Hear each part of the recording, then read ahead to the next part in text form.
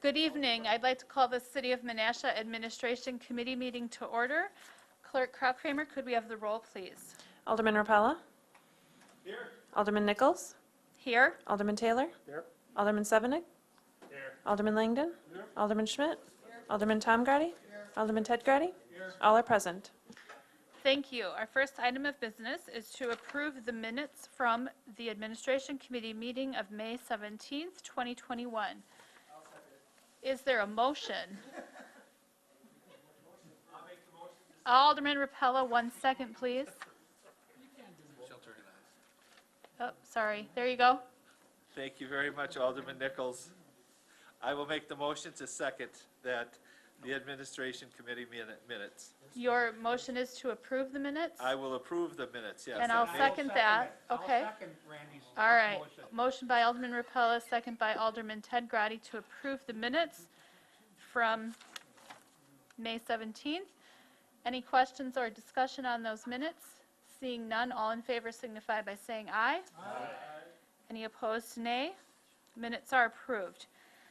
We have one discussion and/or action item this evening, and that is a proposed project plan amendment to tax increment district number 13, and it's involving an advisor service contract with Ellers and Associates. Director Schrader, in 3 minutes or less, could you summarize what is being proposed here this evening and why? Can I answer no?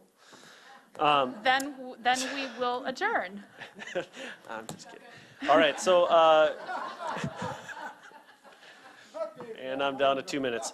All right, within the administration packet this evening is a proposed feasibility analysis, a contract with Ellers and Associates to look at expanding TIF District 13. So TIF District 13 was created in 2015 for the purpose of facilitating the redevelopment around the One Menasha Center, as well as the parking ramp in the downtown. In a previous common council meeting, we did have a discussion regarding around a development of the former Bonta corporate headquarters facility at 225 Main Street. This spring, Faith Technologies did not renew their lease of that building. They are consolidating within the One Menasha Center, leaving this property vacant and for sale or lease. We did get kind of a developer interested in redeveloping or repurposing that building to a residential development, and did ask for the consideration of a TIF incentive. Or performance incentive in the form of a pay-go incentive. So with that, we do have this analysis on the administration committee to look at expanding the TIF district onto that property of being 225 Main Street. In addition to that, we are considering looking at the feasibility of expanding this even further to include some of the downtown businesses, as well as down to the Becker Electric building at 103 Main Street. The purpose of that, there's many of these historical buildings that are in need of overall maintenance. There's business attraction. We've heard that there's some vacancies. We've had some long-term vacancies with buildings. So we feel that through this TIF district and this project plan, we can use some of this increment to start to incentivize and push some of these developments through.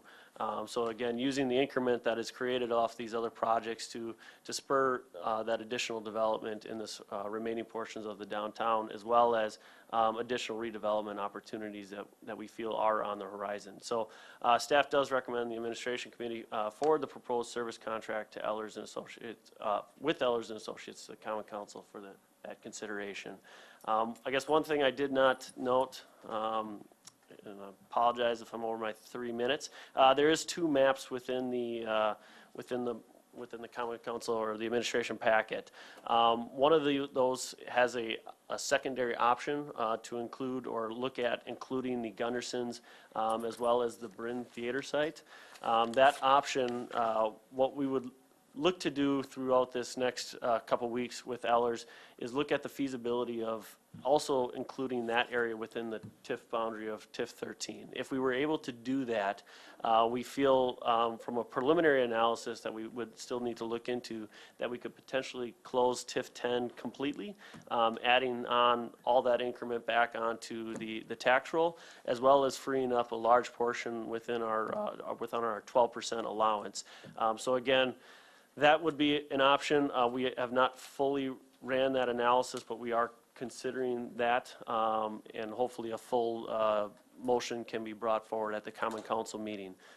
So if there's any discussions on that or questions, we can certainly answer those in that meantime. Well, let me ask you a follow-up question regarding the two maps that are in our packet. I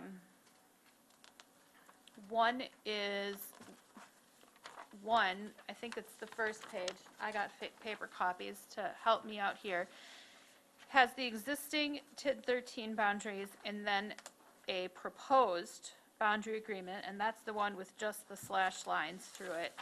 And then you have presented also a second, which incorporates the Gunderson properties all the way to the Bryn, correct? So let's be clear about the purpose of this meeting tonight. I noticed, is the purpose to, for the committee to provide their preferred option, or for the committee to approve Ellers exploring both, or for the committee to just approve this exploration, allowing Ellers to explore both options and bring both back, and then make a decision? Yeah, so what we're looking for is just to move this forward to the Common Council. The whole idea, not a specific option. The whole feasibility analysis. Again, there's pros and cons to doing it both ways. In addition, we're not even sure if we can include that second option. However, we do feel, again, in working in the best interests of the city of Menasha and all the entities, the municipal entities, we do owe it to ourselves as well as to the others to look into these options, to open these up, put them back on the tax roll if feasible. So again, our consideration tonight would be to engage feedback from the administration committee, as well as move this forward onto Common Council, and hopefully we have a better answer for you regarding what our official recommendation on is either of those Okay. options. So the goal is not to have a preferred option at this point, but to simply move forward with a feasibility study. Correct. Thank you. I will call on Alderman Sevenick and do some listening and save my questions for later. Alderman Sevenick. I'll tell you, I have more problems with this thing. Anyways, I was ready to make the motion and now I lost it. There it goes again. But anyways, I'll first of all make my comments. Where is the recommended motion? It's on the bottom of page 4. All right, so on the bottom of page 4, I have for any service director by clients and not covered by this. So there must be another page 4. Of the overall administration plan. There it is. Gotcha. Go back to the top and, Or do what we did before. yep, there you go. All right. It's right there. Gotcha. So anyways, I'll make the motion first, and then I have comments, Chair. So Okay.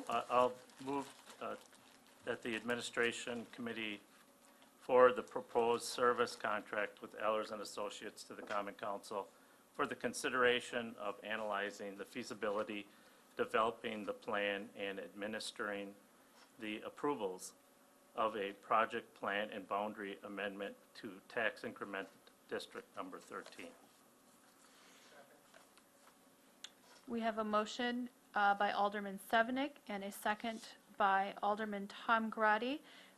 Alderman Sevenick, can we also include the dollar amount of $15,500 in that motion? Is that to not exceed, or? Not to exceed, I'm fine with that. I'm okay. That's the dollar amount requested, correct? Thank you. Go ahead, Alderman Sevenick with your I just questions. assumed that that would come to the common council eventually, but anyways, I like the possibility of the second option. There might be some concern with that, but I like to group it together more. I don't like TIFs that are, there's some over here, partial over there and there. I like to keep it together, especially in the downtown area.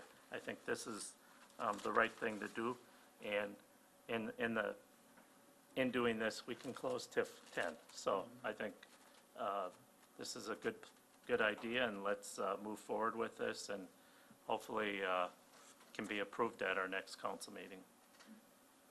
Did you have some questions? Okay, all right. Any other questions or conversation about this item? I do have a few, and we had a good conversation on the phone this afternoon. I looked at the maps in the packet, and then I reviewed our 2019 annual report for our tax increment districts where I could find the maps for the other districts. And because I'm always learning, I noticed quite quickly that this proposal would present overlapping properties. Some properties would be in more than one TIF. So my first question was, well, how is that possible? Director Schrader, could you address that, please? Certainly. So that is, it's basically referred to as an overlaying TIF. And what that would mean is whatever the assessed value is of that property, when you create the new TIF, so if TIF 13 expanded onto that, that would become the base value of the new TIF moving forward. As well, it would become the cap of the previous or the underlying district. So, for instance, if a property, it was created in TIF 10, the base value in TIF 10 was $100,000 and it increased $200,000, the base value of the future TIF would be the $200,000 and it would be locked in at $200,000 for that underlying TIF. If that increased again another $100,000, that future increment would go into the TIF 13, not the underlying TIF. Okay, so it can be done, and it has been done in other situations. Thank you for that. And then my second question had to do with the proposed boundaries. Currently, anything that lies between, I'm going to say, Broad and Racine on the east to Milwaukee Street, so part of our historic downtown district, is not currently in a TID, correct? That would be the north side of Main Street? Correct. Okay. And so if the goal is always to generate the most revenue for the city as possible, help me understand why we'd want to take properties that are not currently in a TIF, that we don't have any known redevelopment plans for, and put them in a TIF for the next 20 years. Certainly. So again, we always want to be fiscally responsible whenever we create a TIF district. So one of the opinions of the TIF district is to use the increment to push back into that district to then raise the taxes. So when we close that district, it does come back on the tax roll as elevated. There are several of these historic buildings within the downtown. We have underutilized second stories, apartments that have not been touched, or just storage facilities that could be turned into apartments. There's, again, from the historic building aspect, there are a lot of deteriorating buildings. We do have our landmarks or our historic facade grant program. We feel like we can, through this, if we approve this project plan amendment, we can increase that to potentially specify exactly how to address the issues that we're seeing, as well as some of the vacancies within the downtown through perhaps looking at acquisition or either or business enhancement grants. I know the city of Appleton has a very successful program that we'll be looking at as well. So what I'm hearing is this would essentially be a change in the way we do things, a change in practice. Right now, our TIFs are very development-driven and project-focused. And this would sort of be including, this would include properties where there is not a known project per se, and an expansion of financial incentives offered, so to speak. So staff has had several conversations with property owners within the corridor, within the proposed corridor, as well as, again, the proposal would be for the increment generated from these other projects to go back into that district to entice then further development of that. So again, some of these projects, such as, the historic facade, won't generate enough increment to be its own PAYGO-style TIF, but we can use some of the increment off these other districts to help in these deteriorating or very historic buildings to make sure we're maintaining our downtown. So help me understand what that would look like as administered through a TIF, because anything that's approved through a TIF has to come to the Common Council. So if we're talking about a second floor restoration or a historic preservation project, that sort of, and doing that through a TIF, that would need to come to the Common Council, correct? So there would be likely two options. One would be a development agreement specific to every project that happens, similar to what we do now. The other option would be to set aside an actual budget amount of funds within that TIF district, and then create that program specific to those elements to enhance that district. But yes, so in both sides, that still would need future council approval. Okay. And that to me looks very sticky and complicated, and in some aspects political. When I stand back and having the Common Council have to make those sorts of decisions, and I'm just throwing that out there for things to think about at this point. And if in the future TIF 10 would be closed, that would leave those buildings on the west side of Taco Street. Outside of a TIF, would they be eligible for these same sort of incentives for improvements to those buildings? So it would likely just depend on how we specifically write that project plan. So there are funds that can be used outside of the jurisdiction of the district. So we will talk with Ellers and bring that back at the next meeting as well. Okay. And the last question I have is, why would we want to move this directly to Common Council tonight and not wait for more information in committee? So if we were to look at that option 2, we are on a pretty tight timeline as it is.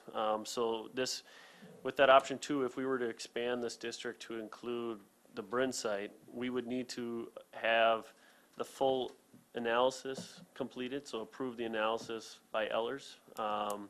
Then we would have to move forward with joint review, public hearing at Plan Commission, and also approve a resolution by the Common Council prior to September 30th of this year. Basically what that does is it sets the base year. So if district is created or amended before September 30th of each year, the base valuation goes back to the previous January 1st. If it's approved afterwards, then it goes forward to January 1 of 2022. Because we are still very much anticipating on that development breaking ground yet this summer, what we don't want to do is have that project, that Bryn project, add to increment between now and 1/1 of 22, and then create that district after September. In addition, we are working very diligently on drafting a development agreement with the 225 Main Street project. So we are anticipating on that being brought forward at the July 19th Common Council meeting. And again, they are ready to kind of see where this TIF goes before they really make their final push. So hopefully, again, we would approve the development agreement, approve the TIF, and then they would kind of run off and make their, finish their construction drawings to get that project going as well. And regardless, this is still dealing with the actual feasibility study, not the expansion yet of the TIF. That has to go through an entirely different process.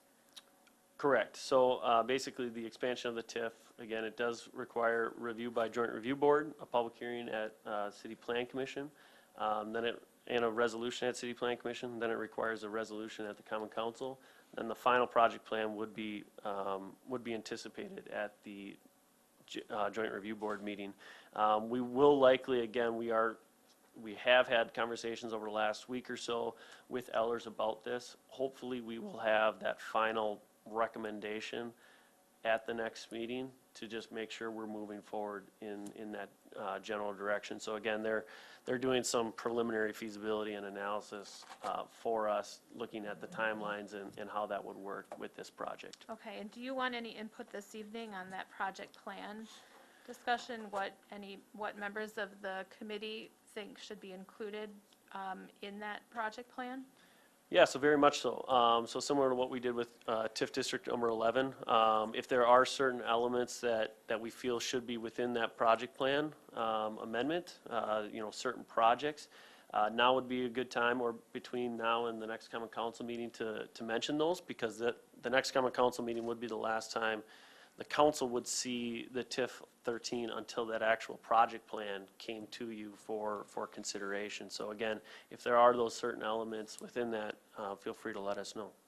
I have two that might want to be considered, and that is allowing funds to be used within the half-mile radius, so that in the event parts of the downtown were excluded from a TIF, or someone just off the reach of the TIF district, but still in the greater downtown area would need funds, then they could be considered. And also, is there an opportunity within this type of district for the city to buy buildings? So property acquisition could be an expenditure within that.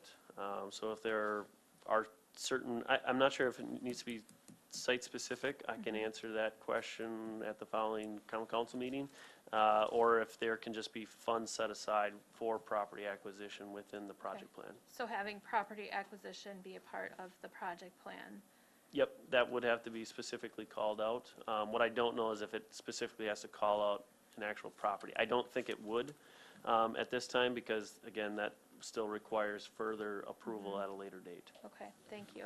Does anyone else have anything that they would like to have added to the project plan discussion? Alderman Grotti? Oh, I'm sorry, I forgot to turn you on. Turn your mic on. That is, turn your mic on. There you go. Thank you. I just want to bring up, will this change or enhance the duties of the Landmarks Commission? If the historic buildings are a part of this, we only do facades, but we don't do anything with upper parts of the buildings and things that are falling apart. So just kind of give me an idea where this will go or what would happen with landmarks. It probably specifically depends on the direction of the overall Common Council. If it's a program that is created and they would like, the recommendation of the landmarks or the landmarks to approve or deny those applications, then they would be more fully involved. Or potentially if it's just a development agreement and the direction is we would like recommendation from Landmarks Committee, so there certainly could be certain elements. And then of course, just the general landmarks duties as it currently sit with reviewing those facades and stuff. Okay, thank you. Alderman Taylor? Thank you, Chair. Would this include Curtis Reed Square? The TIF district already includes Curtis Street Square. Okay. And If we close tip 10, what is the increment that'll come off of that? So I believe the base value of TIF 10 was around 7.5 million, and the future, or the new increment is roughly 2.5 million.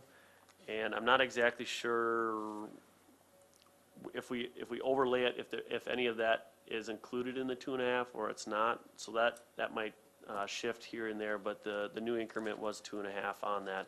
The other thing with TIF 10 is the dental lab up on 3rd and 2nd Street.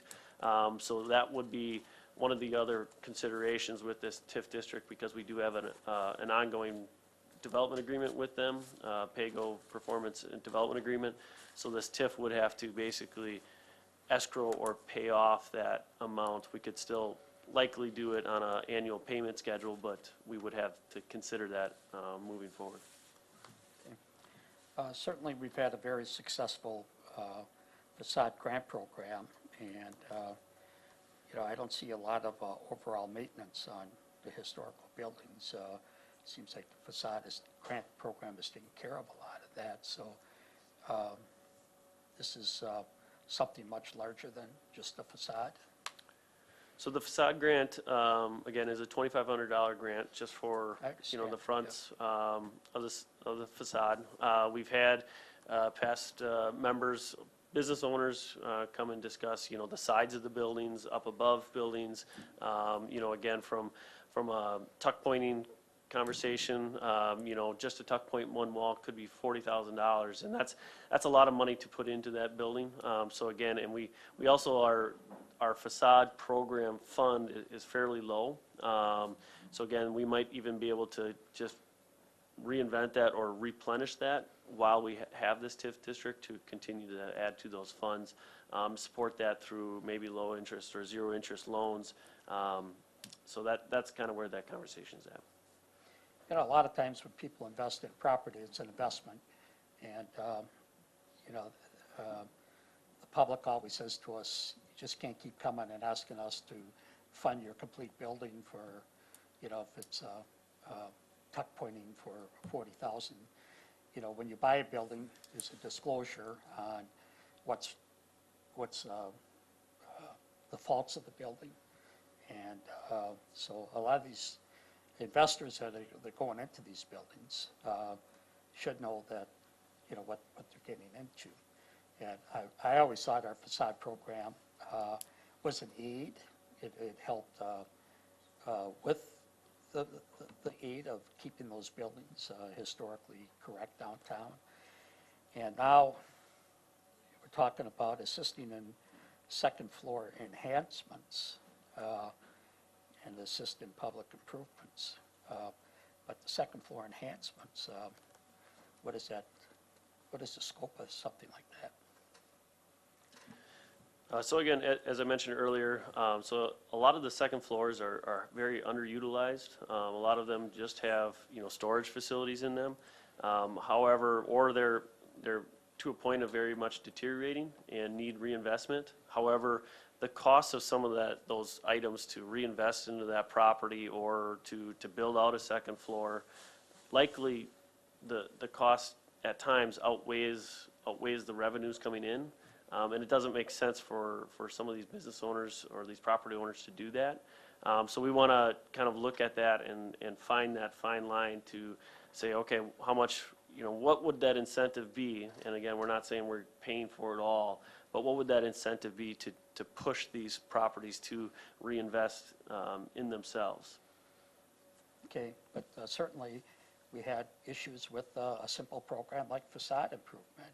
Now we'd be getting into the whole interior structure of these buildings. And, last meeting, I was throwing you a bone with staff, and where's the staff time on this when we start dealing with interiors of these buildings?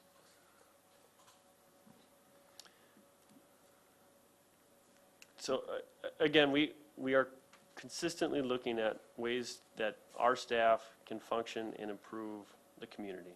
And we feel this is a priority and a need, and we feel we can work that into where we're at. I don't have all the answers of how that program would work. I'm not asking that at all, Sam. What I'm asking here is, is making sure that we're not burdening your department anymore with, now when you start doing the interiors of these historic buildings upstairs, you're talking a tremendous amount of staff time, where just last meeting, you said we don't even have time to look for grants. You know, so I don't want to overburden your staff, and I see a lot written here to further overburden your staff. With something like this, with this expansion of this TIF, could we hire staff temporary staff to help with with a project like this? It's a big scope, this project. And again, this is looking into projects from 2021 to 2043. So over 20 years, that's what we're looking at. It's not to say everything we're doing, we're going to drop and do this today. So again, we can look into staffing paid out of the TIF district, but I don't know as if that's, again, feasible, or if we would get enough projects to justify that. And again, this likely would be even like the second floor apartments. We would likely create a program, define a policy, so it would be easier to implement, because it would be the exact same policy moving forward. And you're capable of your staff handling this Yes. extra load with this? Okay. And, I look at other communities, I watch how they operate. And, in their committees, it's usually where things are worked out, where the questions are answered, things are brought back to the committee builds it, they get a good understanding, and then they get a consensus, and then they move forward. Where here, tonight, got to go to the council, better have some next meeting that it's going to all these other different committees. And, it always seems like there's always a rush to these projects. And this is just staff's recommendation. If you guys would like, what we had discussed is the 225 Main Street, and we can move forward in just that property. What administration is doing here is looking into the future of the city of Menasha and our community, and how we can best and reinvest within ourselves. And that is where our recommendation lies. Okay, and then you mentioned that the parties at 225, we're going to look at the scope of this TIF before they're going to move forward with their investment. Is that what you had said before? So what we're looking at is having a development agreement. So we officially approved the development agreement at the next meeting. Okay. And through that, there would be the consideration, if the TIF is created, then they will move forward. So again, just because we have a development agreement that we are going to provide them performance incentive, it's contingent on the TIF being created. So that is the pause there. And as you recall, they were very upfront about their need for assistance. Yes. And we had conversations about that a few weeks ago. Okay. I had some calls late this afternoon, and these were some of the questions that were asked of me, so I appreciate it, Sam. Thank you. Alderman Sevenick? Thank you. So basically, what we are doing this evening, very simple, is that staff and the administration is asking that we amend some TIF districts, and in doing so, analyze the feasibility and maybe developing some plans for projects, and then how to administer it. And that's what this study would do. And I'm very much in favor of doing this. And I think there are very good questions from everybody here. But once that is done, it is still policy that we have to decide whether we want to do these things. So right now saying, well, I don't know if we should be paying for their roof or this or that, that's not important right now. Those are policy decisions we'll make down the road. So for right now, what we need to do is have this feasibility project studied, move forward. Thank you. Any other discussion? Seeing none, we'll take a roll call vote on recommending the feasibility study for the expansion of TIF 13. Alderman Rapella. Alderman Nichols. Aye. Alderman Taylor. Aye. Alderman Sevenick. Aye. Alderman Langdon. Aye. Alderman Schmidt. Alderman Tom Grady. Alderman Ted Grady. Motion carries 8-0. Thank you, and with that, we'll look for a motion to adjourn. Motion to adjourn? We have a motion to adjourn by Alderman Taylor and a second by Alderman Tom Grady. All in favor signify by saying aye. Aye. We are adjourned.